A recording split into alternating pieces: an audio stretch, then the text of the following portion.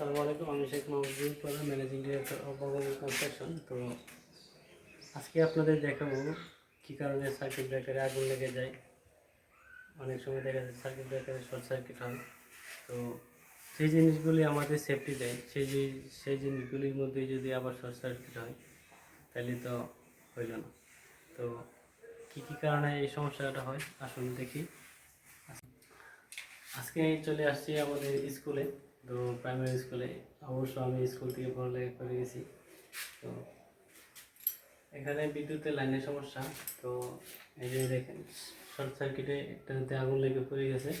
তো কী কারণে এই সমস্যাটা হয়, অনেকে বড় বড় বিল্ডিংয়ে কাজ করে, অনেক নামডাক আছে, তারপরে দেখা যায় যে তাদের বিল্ডিংয়ে অনেক সমস্যা থাকে, অনেক রকম সমস্যা হয়। তো এগুলি মূলত খেয়াল করে কাজ করতে হয়, কোন কাজটা করলে কী সমস্যা হয় এগুলি মোটামুটি জানা থাকা আবশ্যক। তো ভুল তো মানুষের হতেই পারে। তো যেহেতু এই বিষয়টা আমি জানি, সবাইকে জানানোর চেষ্টা করতেছি। তো দেখেন, সাথে থাকেন, দেখতে থাকেন আমাদের আজকের টপিকের ভিডিওটি। তো সার্কিট ব্রেকারে আগুন কেন লাগে, এটার সবচেয়ে বড় এবং মেইন কারণ হচ্ছে লুজ কানেকশন। আর লুজ কানেকশন হওয়ার পেছনে কারণ হচ্ছে যে কানেকশনটা, এই যে দেখেন এইভাবে কানেকশনটা দিলে যে কানেক্টর আছে, এই কানেক্টরের ভিতরে টাইট দিলে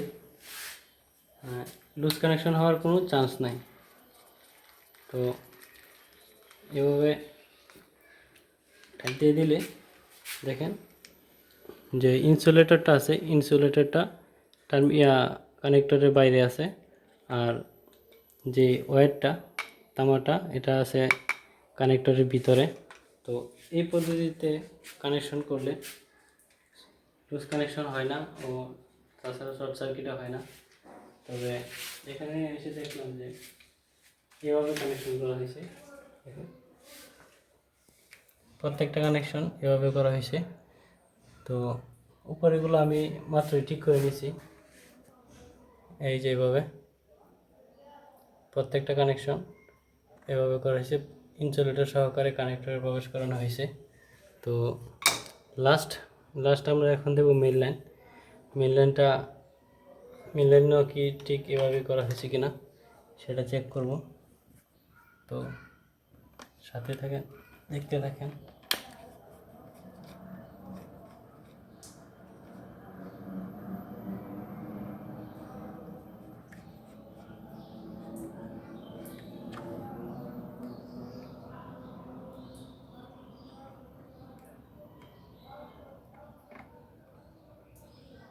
সো সেট,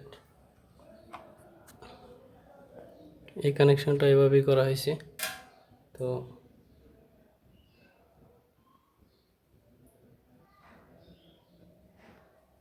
আজকে আমরা সমাধান করে যাচ্ছি। এখানে মেইন লাইন আছে, কারেন্ট আছে, খুব সাবধানে করতে হবে।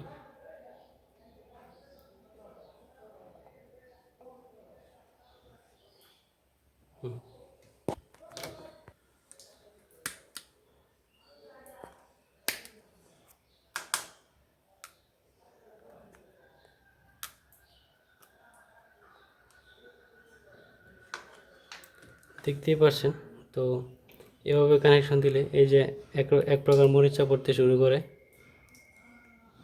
এক প্রকার আবরণ তৈরি হয়। তো এই আবরণের কারণে লুজ কানেকশন হতে পারে। আর যখন প্রত্যেকটা বর্তনী অর্থাৎ লোডগুলো চলতে থাকে, তখন ওইখানে লুজ কানেকশন থাকার কারণে গরম হতে থাকে, এবং গরম হতে থাকে একটা পর্যায়ে দেখা যায় যে এখানে লুজ কানেকশনের পরিমাণ অনেক বেশি বেড়ে যায়। তো তারপর ওইখানে শর্ট সার্কিট হয়, যার কারণে এখানে এই সমস্যা হয়েছে। তো দেখতে পাচ্ছেন যে সার্কিট ব্রেকারের অবস্থা।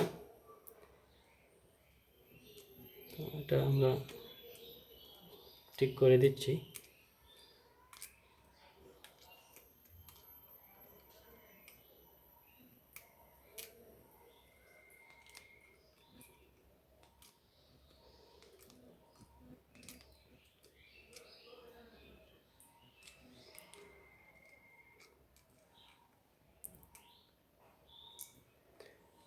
আমি চাইলেই শুধু একটা সার্কিট ব্রেকার চেঞ্জ করে কাজ করে চলে যেতে পারতাম, তাও একজন সচেতন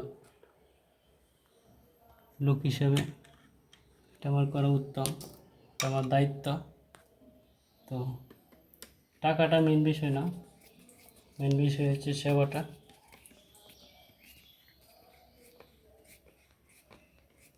এটা একটা রিস্কি কাজ। ওকে,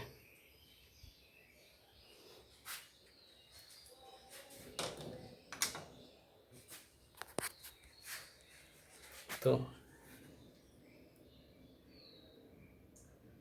দেখাই যাচ্ছে যে কানেক্টরের বাইরে ইনসুলেটর দেওয়া হয়েছে।